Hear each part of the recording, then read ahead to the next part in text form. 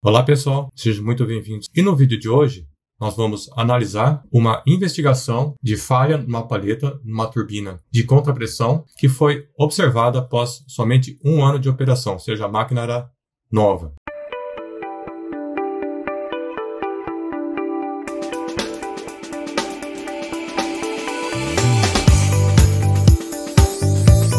Aqui é o título, investigação de uma falha na paleta da roda de regulagem de uma turbina a vapor de ação. Então, como já mencionado anteriormente, foi uma falha numa única paleta da roda de regulagem de uma turbina de contrapressão que aciona um compressor centrífugo que estava em operação por aproximadamente um ano. E aí a gente vai ter mais detalhes aqui depois da turbina, aqui o conteúdo aqui do paper e aí o histórico. A investigação que foi realizada, a paleta do estágio de regulagem ela é axial, do tipo pinheiro, e a fratura estava localizada na primeira seção da raiz. A superfície de suporte era a primeira, a mais próxima ali do aerofólio. Esta superfície de fratura apresentou falha por fadiga de alto ciclo e baixa tensão. Múltiplas marcas de atrito foram observadas ao redor da trinca. Um mês antes da falha, houve uma redução da temperatura de vapor vivo. Aqui estão as condições. Vapor vivo é 103 kg, 503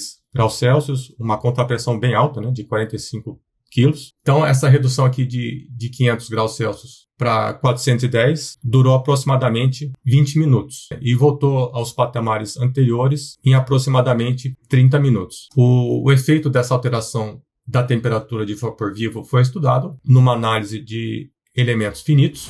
Agora nós temos na tela a especificação da turbina e o histórico dela. Então, é uma máquina aqui de contrapressão, acionando um compressor de eteno, potência 17 MW, uma máquina bem potente, uma potência bem alta para aplicação, rotação de 4.117 a 5.085 RPM. As condições do vapor, as condições normais do vapor de entrada, do vapor vivo, são de 103 kgf por centímetro quadrado, 503 graus Celsius, e uma contrapressão de 45 kg, bem alta. E aqui uma informação importante, a paleta que falhou e houve a iniciação da trinca, estavam sempre localizadas na primeira e última da sequência de paletas por fita de cobertura. Que a falha, incluindo a presença aqui de sulcos próximo aqui da região onde a trinca se propagou, indicam que ela foi iniciada por fretting e a falha ocorreu por fadiga de alto ciclo e baixa tensão. Com relação à tensão estática, ele destaca uma revisão dos dados operacionais, onde ele já havia verificado essa redução da temperatura de 500 para 400 graus Celsius em uma taxa muito alta,